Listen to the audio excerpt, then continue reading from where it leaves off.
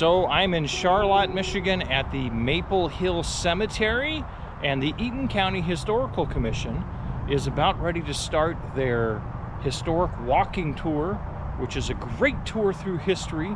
And I've been doing this for 3 years now, and this is going to be a wonderful event. So come along and join me, and let's learn a little bit about Charlotte and Eaton County history.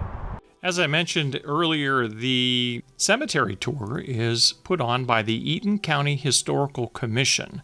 And this year, they had a theme called the Morticians of Maple Hill. The event was held on October 1st, 2023. And Maple Hill Cemetery was organized in 1867. It provides a beautiful final resting place for nearly 18,000 people amidst a serene setting of natural beauty on the banks of the Butternut Creek. The cemetery has 2 Medal of Honor recipients, Francis Flattery from World War II and Michael Hudson from the Civil War, were buried along with many other local veterans and many pioneers of Eaton County. They will explain a little bit more as the tour goes on Maple Hill's history, but I just wanted to share that with you before we get going.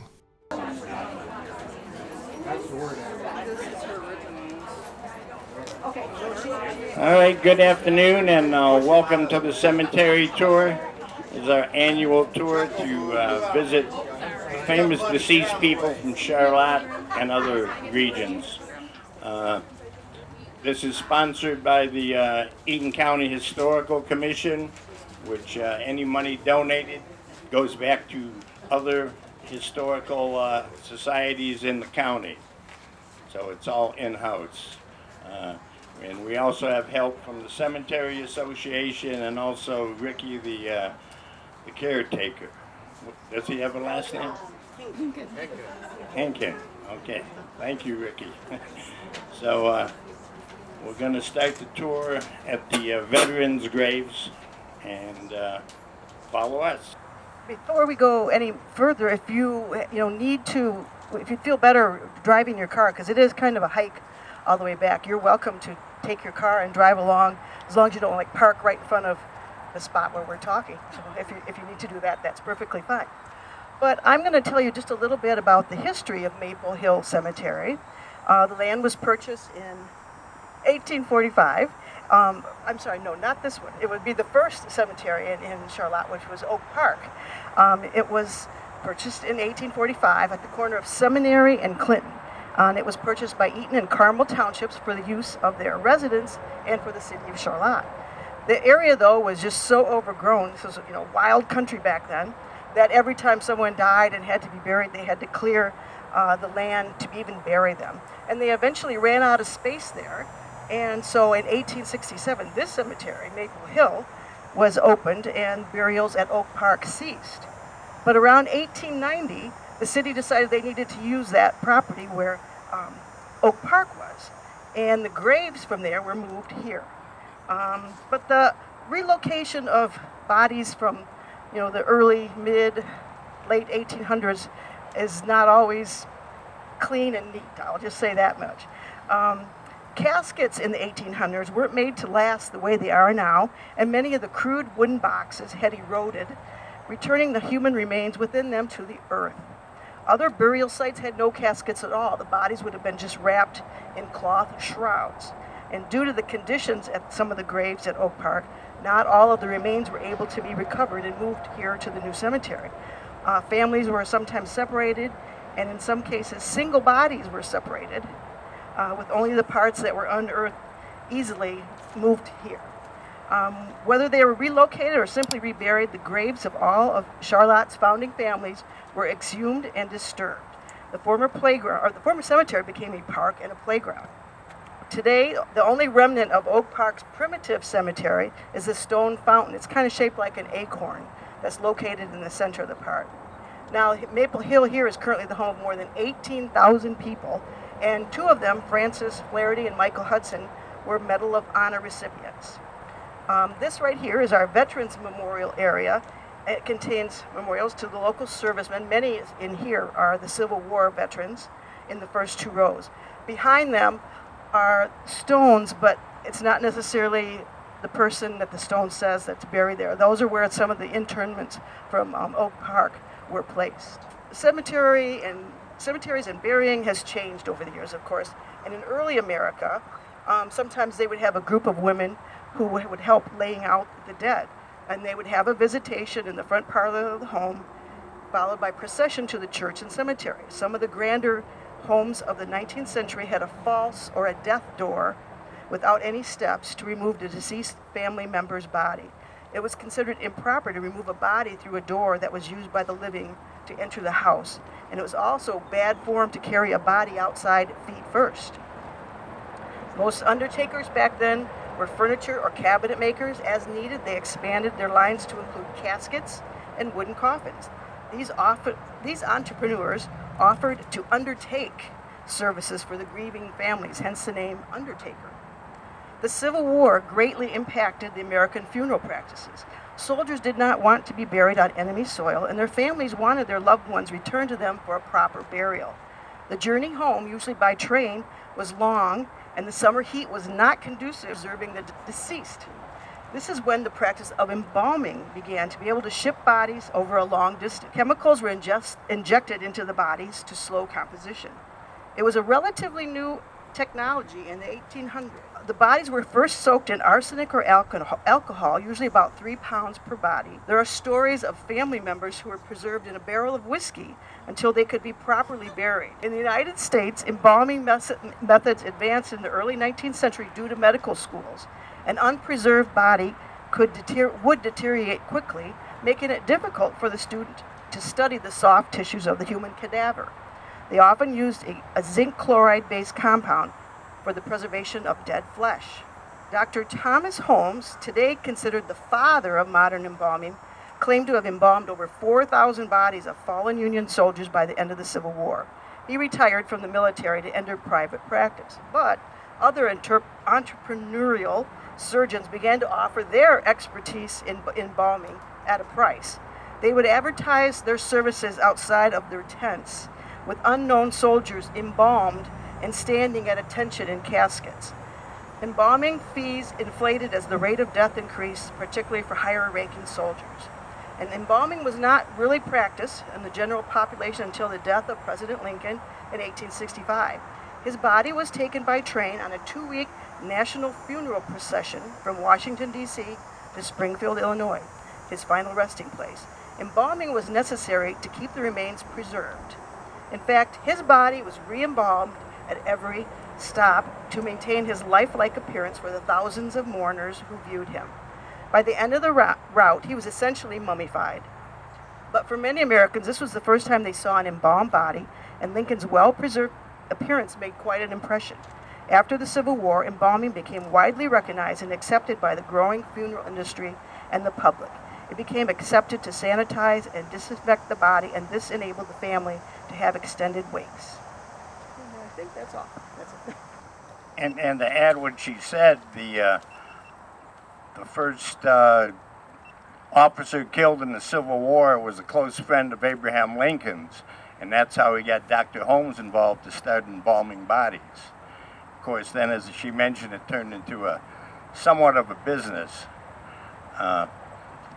But that again, once they saw Lincoln's body, was the beginning of the modern undertaker, funeral director, call it what you will, and we are here to honor those gentlemen today. And be nice to your funeral director, he's the last man to let you down. My name is Chuck Brandon. Some of you know what I do and have done.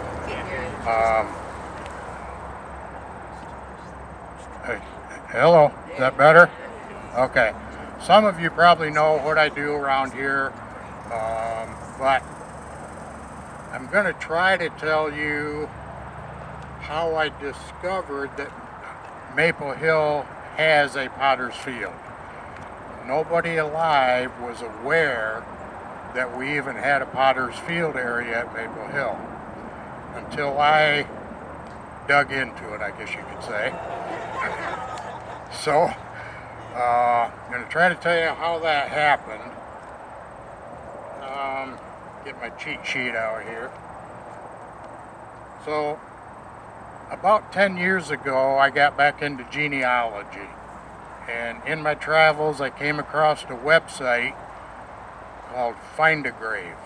findagrave.com. Check it out if you haven't been on it. It's a really cool website. So on this website, if you do a search and you find your ancestors on Find a Grave, maybe there's not a picture of their headstone on their memorial page yet. Well, there's a button you can click on that says request a photo. So a volunteer like myself in the area of that cemetery will get an email from Find a Grave and hopefully go to the cemetery, find the stone, take a picture, upload it to Find a Grave. You'll get an email back from Find a Grave that says your photo request has been satisfied. So that's kind of where my story starts. Several years ago, I got one of those requests for a headstone in Maple Hill Cemetery, but it said it was in Section P. Well, there is no Section P out here. So I didn't pursue that one any farther. It's like, I'm not going to walk 18,000 headstones to try to find it. Well, a couple of years later, I'm thinking along about 2016 or so, I got another request for a photo at Maple Hill, and again it said Section P. So it's like, wait, this is, something's wrong here. So I got out the Maple Hill book and I went through page by page and wrote down the names of everybody that supposedly were buried in Section P that doesn't exist.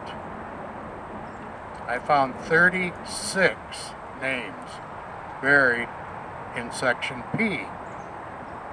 Well, this was weird.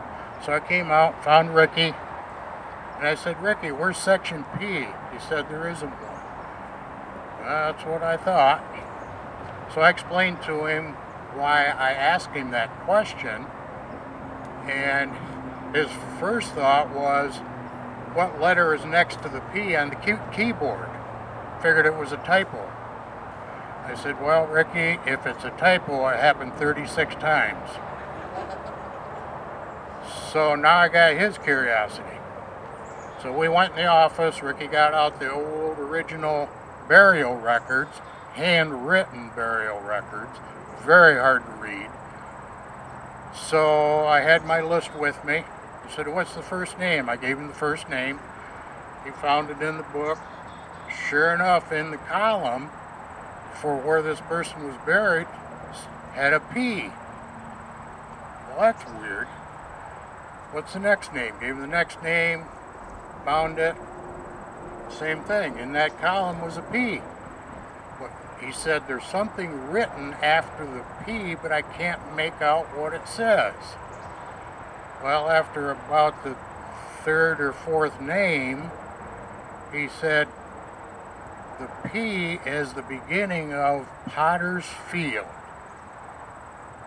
Neither one of us had any idea what Potter's Field was. No clue. So Ricky picked up the phone, he called Charlie Green at Burkhead-Green Funeral Home. Guess what? Charlie Green didn't know either, which surprises me, but anyway. So one day I asked Joe Pray, Joe, you know anything about Potter's Field? He said, I'm not that damn old. Okay, never mind, Joe. I'll figure it out. So, again, Find a Grave. If you go on there, if you haven't been on it, right now they have 226 million memorial pages on that website.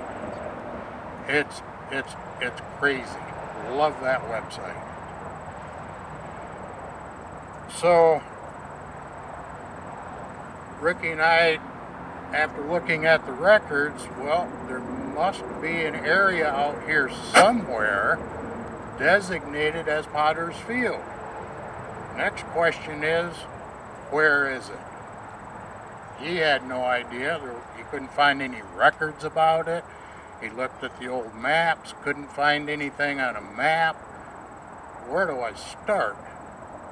Well, logically, in the whole cemetery, we thought maybe this area right in here, maybe this is where Potter's Field is. We don't know. So, again, there's 36 burials in our Potter's Field here. There is 19 infants, 2 3-year-olds, and 15 adults, ranging in age from 26 to 86, buried in our Potter's Field that we think might be in this area. Haven't confirmed it 100% yet, but we're getting close. I put a book together, a 3-ring binder. It's on the table up there if anybody wants to look at it. I printed out all of their Find a Grave memorial pages, and I found most of their death certificates. Didn't find them all, but I found most of them. And all of those death certificates definitely says they were buried at Maple Hill Cemetery. So that kind of confirms that, yeah, we got a Potter's Field out here somewhere. I hope this is it, because this is where we're zeroing in on. So if you want to take a look at that book up the table before you go, I'm going to leave it with Ricky, so Ricky will have it at the office if anybody wants to come out and look at it later. So one of the cemetery tours, we were apparently standing over here somewhere, and I think we were talking about Potter's Field a little bit at that point. It's kind of early on in my search, and there was a young lady in the audience that said something about ground penetrating radar. Well, I had no clue what that was either, so I talked to her after the tour, and she explained to me what that was all about. And that young lady happens to be Mandy Kramer, and she is here today, so I'm going to have Mandy talk a little bit about that, and then I'll continue my journey. Thanks, Chuck.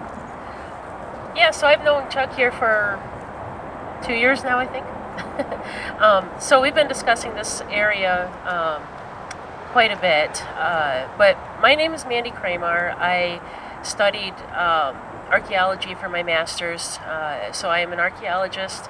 For my thesis, I studied GPR, finding unknown graves. So for my thesis, I actually ran a known cemetery, such as this one, with gravestones, and compared it to where, up in northern Michigan, where they suggested their Poor Farm Cemetery was. So there was no comparison because I didn't find a Poor Farm Cemetery. This really disappointed the people there in town, but there's not much I can do besides read what the GPR is telling me. So when I first arrived at the Poor Farm Cemetery, there was no divots in the ground, such as, here and over there, right here behind Chuck, some more back here. There was no divots. It was completely even. And when I first went to the known cemetery, it's an old family cemetery. There was not much upkeep. It was just old, almost forgotten. And so there's divots in the ground. And I noticed that straight away. So then, I used that knowledge when I come to look at that Poor Farm Cemetery, and there was just no divots there. So we ran the GPR. I actually ran it 3 times in each cemetery so I could see the different results throughout the period or throughout the season. And The family cemetery was excellent. There was unknown graves there as well, as they suspected. With no markings, nothing. So when I gave the presentation to the family, they were extremely thankful and happy that I found what I did, because basically when I run the GPR, I ran an underground perimeter of that cemetery, which the local farmer around the cemetery was encroaching. So I definitely found graves near the fence that was mostly torn down by the farmer. So that kind of, put a perimeter where they can make a new fence and say, there's burials here. And so that's what they did as well. The poor farm, unfortunately, they do have a marker up saying that this was the Poor Farm Cemetery, but none of my readings suggested that at all. The interesting thing about that particular location is the directly behind the cemetery perimeter of what they suggested, and I mean directly behind, like this drop off would have been a gravel pit. So somebody in the past was digging gravel pit out of there, and they found human remains. Back in those days, they didn't necessarily have to report it to the state or anything, so they just kind of reburied them and moved on, type of a thing. So that's the only suggestion, that there was a cemetery there at one time. After that, the road was put in that was right in front of the cemetery, and so now currently there's a huge mound, at least 6 foot tall. It's taller than me. You have to climb stairs, and then it just sits up there on that ridge. So my suggestion, especially the local folks that has seen burials there, and they know that it's there because they've seen it, the only suggestion I have is that GPR the GPR range is only 6 feet. So if there's a cemetery under that mound, then there's no way the GPR can pick it up. So the town folks didn't quite know what to do with that information. So they're still discussing it, I think. But so that's what I have done in the past with GPR, and that's why I'm very interested in cemeteries. I always have been. So that's how I ended up meeting Chuck and these lovely folks, because I just come to the cemetery tours and start talking to people. And so, yeah, that's where my story with Chuck starts. Thank you. Oh, by the way, if you want to read any more about GPR, I have a handout up on the table. I, of course, asked Mandy if there was any way she could sweet talk CMU and maybe having a little field trip out here with a GPR unit. Well, she tried. Couldn't make it happen, unfortunately, but she tried. So, my journey continues. One day I was out here in Section A, which is right here behind you. This is Section A, one of the older sections. One day I was over on the other side of Section A there, cleaning some stones, taking pictures for Find a Grave.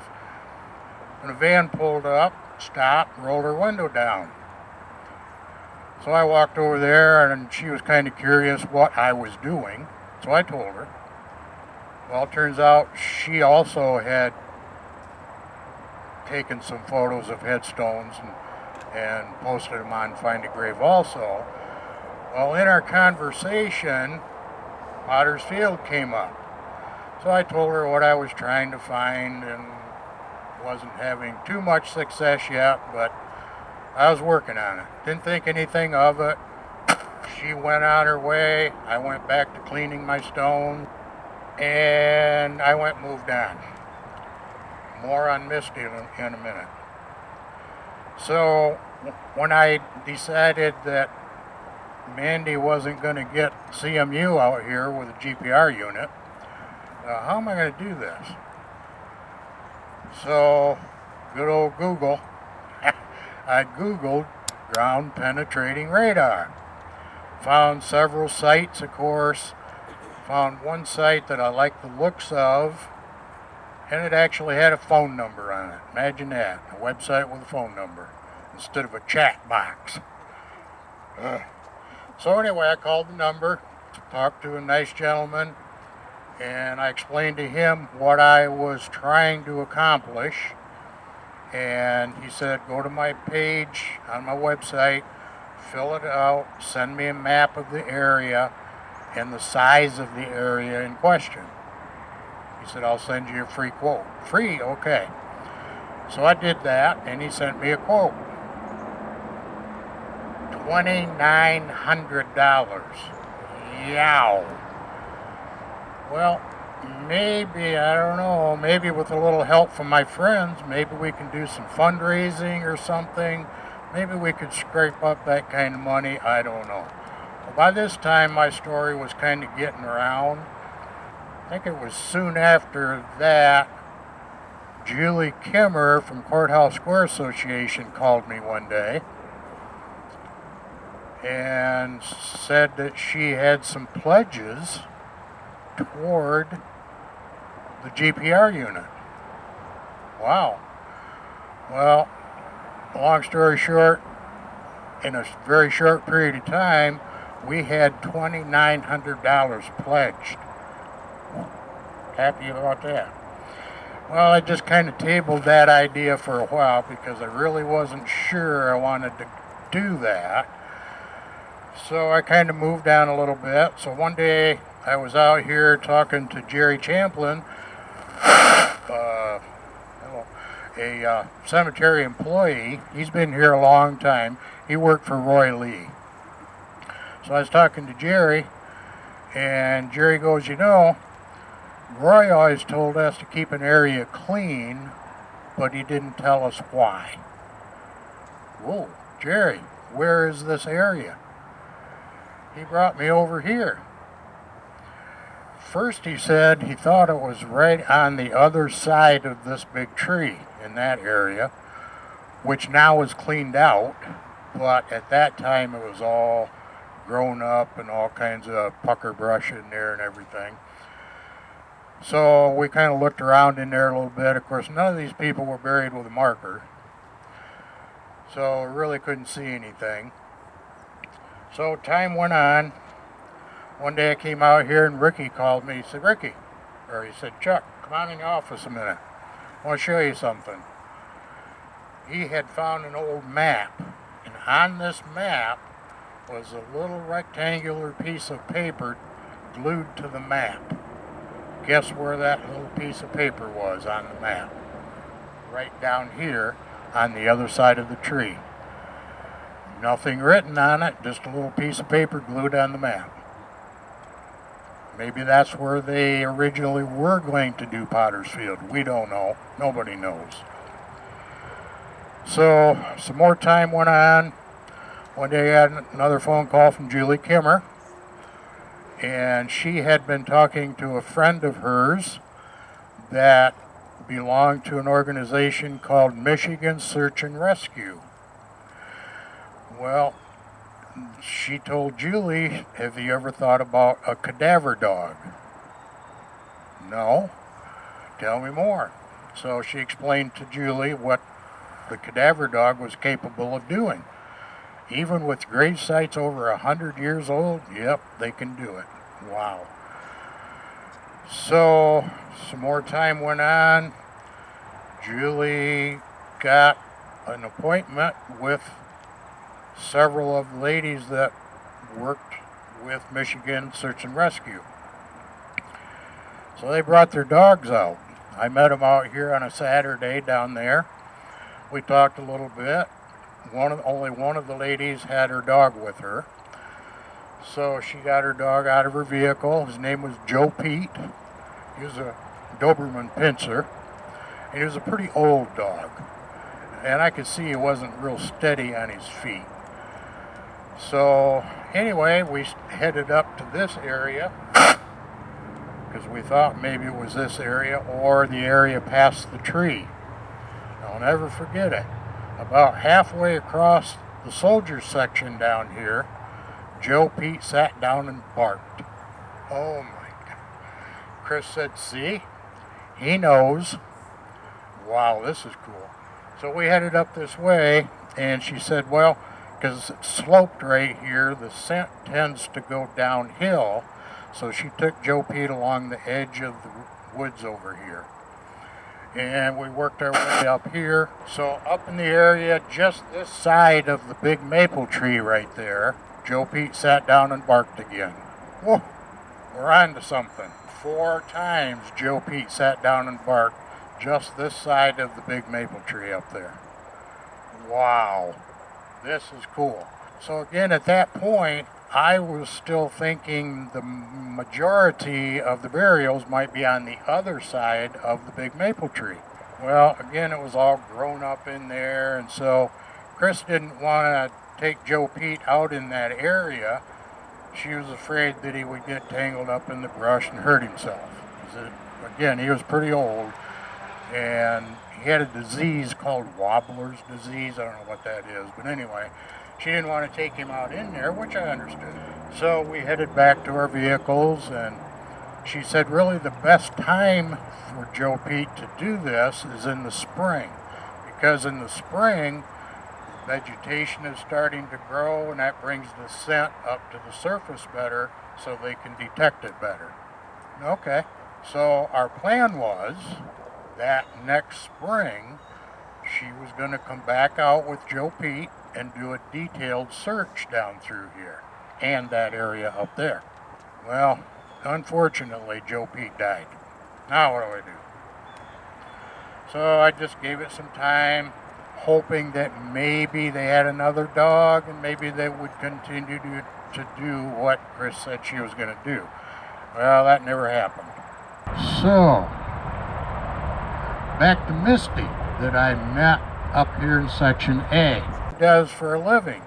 He runs GPR, ground penetrating radar. And I've talked to him and he'd be happy to do that for you. Really? Well, that's cool. So I called him. His name is Rusty. So I called him. We talked a little bit a couple of times, and then we just kind of disconnected. I don't know what happened. Not sure. And then COVID happened. We all know what happened there. Another friend of mine, Holly Core, does podcasts. So after Holly did her podcast, I called a few people that might be interested in listening to her podcast. One of the people I called was Misty, the gal I met up here in Section A. And she, oh yeah, I want to listen to that. And I said, oh, by the way, it doesn't really matter, but Rusty and I never really got together with his GPR, so I don't know what happened. Maybe he changed his mind. I don't know. She said, oh, I'm gonna send him an email. You don't need to do that. Well, she did. She contacted Rusty. A few days later, and this is just recent, a few days later, Rusty called me. We set a date. We came out, and I showed Rusty where the dogs had, or where Joe Pete had hit up here. So he kind of started out in that little area right there. And by that time, Ricky and the boys had the area on the other side of the tree cleaned out for us, so he could get his GPR unit in there. Unfortunately, he really couldn't find anything on the other side of the tree. But he pretty much verified, yeah, pretty sure there's something going on here, on this side of the tree. And of course, hindsight is 20/20. We didn't ask him to come down this way farther. We should have, because he probably would have found them. So, Misty said, if you don't mind, I'm going to send an email to the Michigan Search and Rescue people just to see if we can stir up anything. She got an immediate response from Chris Bean, the handler of Joe Pete. So I still had Chris's phone number from earlier, before Joe Pete died, and she said, we'd love to help you out. Okay. So she said she was going to email some of the members. They have the cadaver dogs, and see if maybe they could come out with their dog. A preliminary may happen yet this month. I haven't heard from her yet. Or we may do it in the spring if she can get one of the members to do it for us. So that's kind of where we are at this point. Ricky and I have talked about it.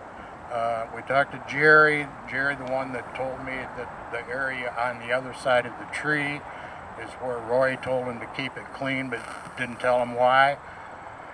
Well, Jerry's not real sure of that now, because that was a long time ago. He's almost thinking he might have been this area he was thinking about. So at this point, Ricky and I both think this is Potter's Field right here. Reasonably sure. So we're back to Mandy that originally told me, see these divots? That's where I should look. And I think Mandy was right. I think this is Potter's Field. So I hope the dogs come out again, and I hope the dogs can find some more in here for us to verify that. So thanks for coming today. And that's my story, and I'm sticking to it. Let's go visit Etzey. Greetings. My name is Mary Bell Newth, and my husband is Etzey Fast. You may have heard of us before, as we owned and operated a prominent undertaking business here in Charlotte for several years. Etzey was born in 1864 to Levi Fast and Fanny Staley. He and his 5 siblings grew up in Benton Township, not too far from here. I was born in 1867 in New York. I moved to Michigan when I was a very small girl with my parents. Etzey and I were married in Potterville in November of 1886. In the early years of our marriage, we lived and worked on our farm in Eaton Township. We were also very active in the North Eaton Methodist Church and several other community organizations. In 1910, we moved to Charlotte, and for several years we owned a grocery store on Main Street known as the South End Grocery. Our grocery was located at the current location of Charlotte Painless Dentistry on Cochrane. Back then, a grocery store was a lot more like a general store, where you would give your shopping list to the clerk and they would help you find the items from behind the counter. While we lived in Charlotte, we became members of the White Shrine and the Eastern Star, which are related to the Freemasons. We were also members of the Charlotte Congregational Church. Later, Etzey became associated with Mr. William Wisner, a fellow Freemason, in the furniture and undertaking business in Charlotte. Mr. Wisner was very active in the funeral business and was elected as the second vice president of the Michigan Funeral Directors and Embalmers Association in 1903. That same year, the members of the association have voted to adopt a resolution opposing having funerals on Sundays. In 1917, as county coroner, Mr. Wisner was paid $3.06 for viewing a body, perhaps to confirm that that person had passed. When he moved to Los Angeles, California, Etzey and I purchased the undertaking business from him and operated it for many years together. In Los Angeles, Mr. Wisner was a furniture dealer and continued to be active in the Masons. To our knowledge, he didn't continue the undertaking business, though, and passed away in 1942. He's buried in Hollywood. Etzey passed away in 1920, and I tried to continue the undertaking part of the business with hired men, but it just wasn't the same. They didn't do a very good job. And so in 1921, I decided to offer Mr. Ernest Pray our business, and he didn't have the money that he needed to purchase it right away. But it was really important to me that I had someone honorable take over the business. So I gave him half of the business and a long-term payment plan for the rest. I passed away in 1947, But I'm happy that you came here today. And it's quite interesting that as you go about your daily business, and the past is all around us, and you only have to really look around you to notice signs of it. So thank you so much for joining us here today. Back in the 1800s, it was not always easy to tell someone was really dead. So that's where the term wake comes from. They would stay awake with the body for 3 days to make sure that they really were dead. Taphophobia is the fear of premature burial. And back in the early days, that was a real thing for some people. So they had elaborate setups where if they were in the coffin, they could ring a bell outside the grave. And that's where Save the Bell comes from. Edgar Allan Poe took advantage of this fear, and he wrote The Premature Burial and also The Fall of the House of Usher. So if you want to read those for more thrills. And we're now at the gravesite of Alonzo Green. Good afternoon, ladies and gentlemen. Can you hear me clearly? Good. I'm Alonzo Green, and I'm here today to talk about the history of the Burkhead-Green-Kilgo funeral home. Yes, my name's Green, but my wife, Mary Green, and I have nothing to do with the actual funeral home except for our house. When people first move to Charlotte and they see the name of the funeral home and they learn about Mary Green, they sometimes make that grave error that we had something to do with the funeral business. Now, Mr. Burkhardt, Maurice Burkhardt, started his undertaking and furniture business in Olivet in 1909, and it was very common for undertakers to have a furniture business. That's because, well, the undertaking business can be kind of slow sometimes. People don't die on a regular schedule. So he had a furniture business too there in Olivet. And he continued the business there until 1935 when Maurice died and his son Donald took over in 1935. Now, Donald realized, well, the undertaking business was picking up, so he sold the furniture part of the business, and he decided to move into Charlotte. Now, our mansion was available over there on 200 West Lawrence. I built that for Mary in 1873 when we relocated here from out east. You've probably heard, or if you've been in our house, that Mary carved all the woodwork inside the house. She worked up to 6 hours a day on that, and she was a very skilled woodworker. Well, she got that talent because when she was in medical school, she needed a job to put her through, so she prepared bodies for dissection. And that way, you know, she practiced all her techniques. She was a surgeon, skilled with bodies and wood. Now, the funeral home stayed in the Burkhardt family there for a while. And you have to pardon me, I have to consult my notes because I died in 1900 and everything happened after that date. So anyway, Donald, in 1957, he took on a partner, Gordon Cheney, and they ran the business till 1968 until his son Douglas took over the business from his father. And Douglas was also the coroner. Talk about cornering both ends of the market, so to speak. Now, he sold the business about 1980 to his wife's brother, Charles Green and Leanne Green. That's where the Green name in the funeral home comes from, not from us.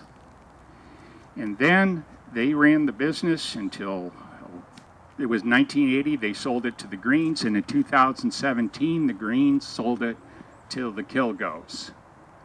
And that's the very brief history of that funeral home. If you get a chance, please go over and visit and see the wonderful work my wife did. I got all the way over here. We got everything all ready and realized I forgot everything I had written down. So, I mean, I forgot what I had written down. It's all back home. But I think I can remember. I will. Sure.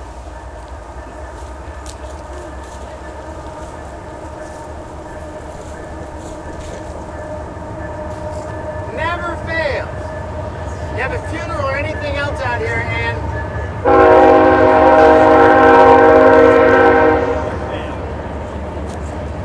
wait a minute.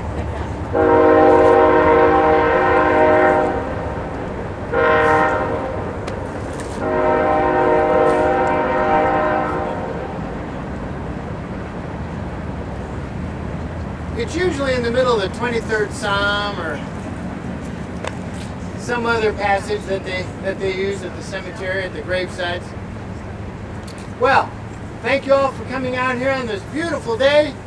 I love standing in the sunshine in the cemetery in a dark suit on a warm Sunday afternoon, or any afternoon. But I am Ernest Pray.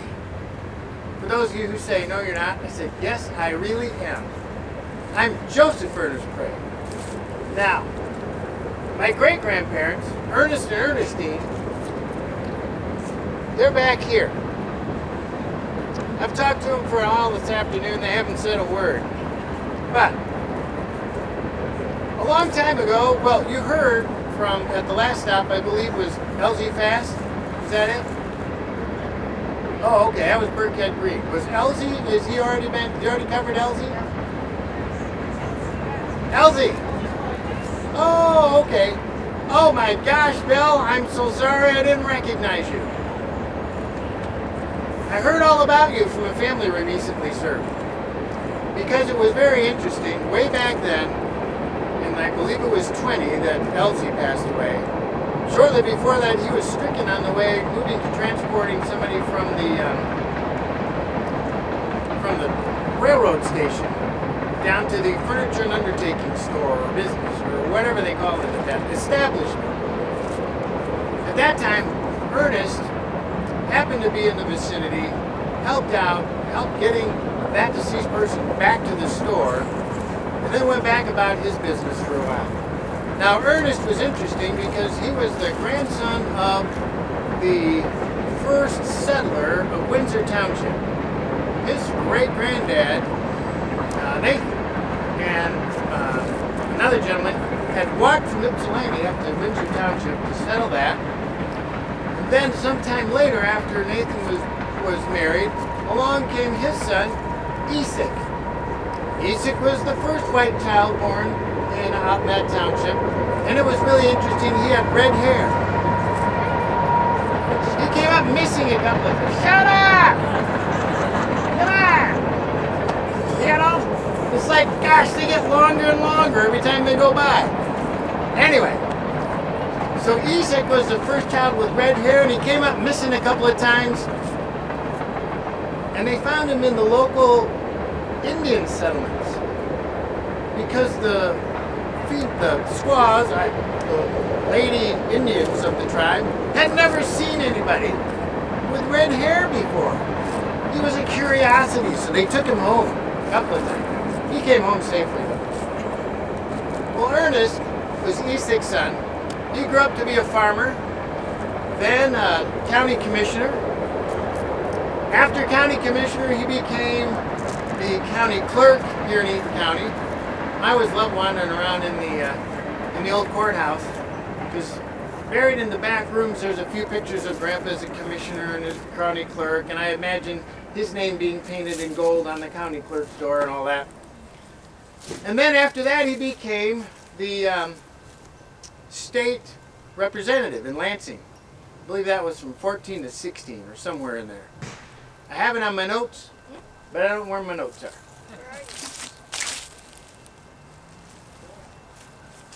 I wonder what they ran into down there. Oh well. Oh no.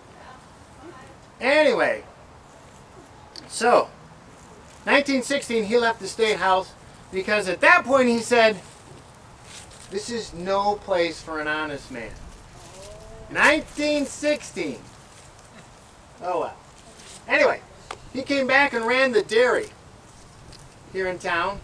My grandfather, Myron, he went to school and became at Michigan Agricultural College and got an, I don't know if it was a degree or certificate or trained in dairy science, became a cow tester. So along about in there was about the time when they assisted Etzey on that fateful day. Then, as Bella had a couple other gentlemen running it for a little bit, that didn't work out, and they came back to Grandpa and said, would you help us out? We think you'd be better off than these fellows. Grandpa and my great-granddad, Ernest and Myron, then started in with the business. She told you a little bit about that.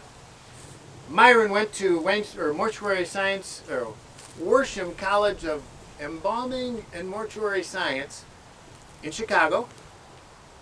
Got his license in 1923.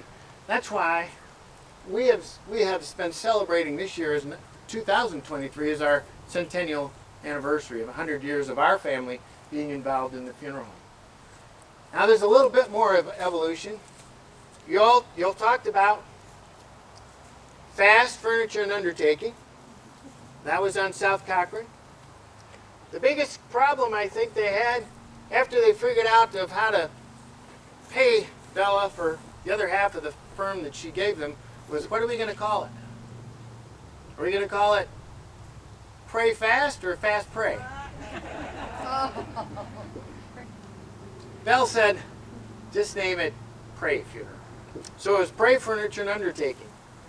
I wish I know who all my relatives were in this picture. I know a few of them. I can pick them out. That was July 4th, 1936. Now we're present day. Are you going to come up and help me with the pictures? This is Alden. Okay, hold on to that. That's the current picture of the funeral home. And Anders. Anders is the bookkeeper, he says. When we have visitation, he stands by the register book and makes sure everybody signs it. Alden is vice president in charge of employee morale, because he always is smiling.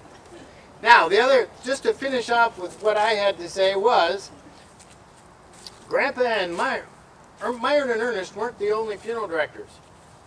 On the front here is Myron and my grandmother Hazel. Of course, there was Ernestine. I can only imagine what Ernestine thought when she says, we're going to what? We're going to do what? But she was a wonderful lady. Then my Grandma Hazel, this is one of the older pictures, of course. Grandma Hazel in the 1940s, early 40s, became one of the first, or 1930s, became one of the first licensed women as a licensed funeral director. Back then you had two licenses. One was embalming, an embalmer, one was a funeral director. Grandma got a funeral director's license because Grandpa took care of all the embalming. Then, sometime later, in 1949, you're getting ahead of me, in 1949, Joe Sr. graduated from Wayne State University. He got his license to be a funeral director. And shortly after that, my mother, Laurel, in 1950, got the last funeral director's license, the last one that they handed out. On the day she died, which was 2010, she was the last holder of any of the funeral director's licenses in the state of Michigan. Mom always liked to be first, but she did a lot of last, so anyway, so we had 4 funeral directors here in this cemetery plot. Someday there will be a 5th funeral director. I don't know if we've talked about this yet, honey, but we'll probably be back over here somewhere. Next to Ernest and Ernestine. We never figured out if I was named after Ernest or Ernestine, but I guess it doesn't matter. And then currently, of course, we still have Joe Sr., and we have myself. We have our son, Tyler, Jake Tyler, who's a licensed funeral director, graduated out of Wayne State, and his wife, Dana, who some of you may not know. Well, some of you know her, but may not know, she's still a licensed funeral director as well. She graduated from Cincinnati School. I'm sure there's other things I could probably tell you, spots. I think I've said quite enough. Are there any? Oh, the automobiles. Somebody said, what about the cars? The LaSalle, 1937, was built by what they call the Meteor Motor Car Company. It's what they call a carved side coach. The wood panels carved in the shape of draperies, mimicking the old horse-drawn carriages, horse-drawn hearses.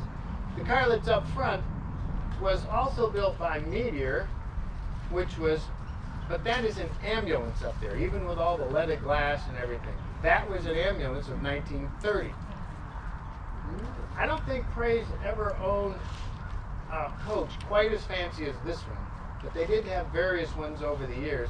Unfortunately, we don't have pictures of many of them up until about the late 50s.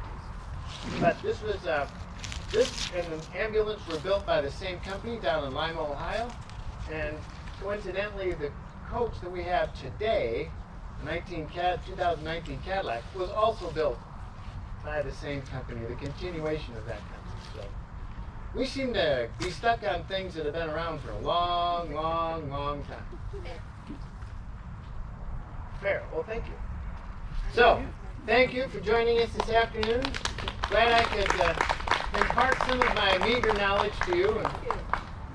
And questions later, dollars, you know. In the background, we are at the gravesite of Albert Cheney. He was born in 1890, and he moved to Charlotte from Coldwater in 1929. He operated his own Albert Cheney funeral home until 1948 when he retired. The funeral home is located at 201 West Seminary, which is currently the home of Julie and Dan Kimmer. More of that in a minute. The home was built by Congressman J.M.C. Smith, and he lived in the house through the 1880s. Smith was the prosecuting attorney before being elected to Congress. Cheney bought the house in 1929 from Mr. Gaffney, who also ran a funeral home there. As the county coroner, which was an elected position, Cheney had to go above and beyond his job of preparing bodies for burial. He had to ascertain why a person died. One story in 1938 was the remains of an infant wrapped in a man's shirt and a blanket were found, and they thought it was foul play. After Cheney's investigation, they found that there was infant's teeth and some human hair it was found in the bushes near Diamonddale, but the bundle and its contents was torn to shreds by dogs and other wild animals, and no other information was available, so it doesn't look like it was a real case of foul play. He also had input into criminal proceedings. He wanted to launch an inquest from 5 deaths from a 1934 train wreck in Vermontville, but it never came to trial because the engineer, the chief witness, had scarlet fever. Again, no information further on that. Cheney passed away in 1951 at his home in Clearwater, Florida, after a series of heart attacks. His son, Gordon Carl Cheney, was also an undertaker. He passed away in 2011. They operated the funeral home here in Charlotte, and then they moved to Monroe and later worked for the R.G. and G.R. Harris funeral homes in Detroit. Gordon returned to Charlotte and founded the Burkhead-Cheney Funeral Home, and he did that till he retired in 1987. We talked with Julie Kilmer. She can't be here tonight, but she's living in the former funeral home, and they took possession in 2015, and they found many artifacts. The viewing room was still intact in the basement. The embalming sink and cooling table were on the second floor of the garage, although in poor condition. The viewing room has red wallpaper with palm leaves, and the exit signs still are above the doors. And they also found 52 casket handles. A jar of real teeth was found. Undertakers would save them for dental students so they could practice on them before they practiced on you. And that's all we have on the Cheneys. And there's one funeral superstition I'd like to add. It's a beautiful day, so we don't have to worry about rain, but the superstition is if it rains on your funeral, you'll probably go to heaven, and if you hear a clap of thunder, that means you've arrived in heaven. So thank you all for coming to the tour. Hope to see you again next year, and thank you. Well, that's going to conclude today's tour through history here at the Maple Hill Cemetery. Great program put on by the Eaton County Historical Commission. They do this as an annual event, so I'll put the link to their organization in the description of this video so that you guys can check it out for next year. Definitely worth your time attending, and all the proceeds go to support the Eaton County Historical Commission and their history preservation projects throughout the year. And if you like today's video, please take a minute to hit the like button down there, subscribe to the channel, share the video with others, and of course, thank you for watching.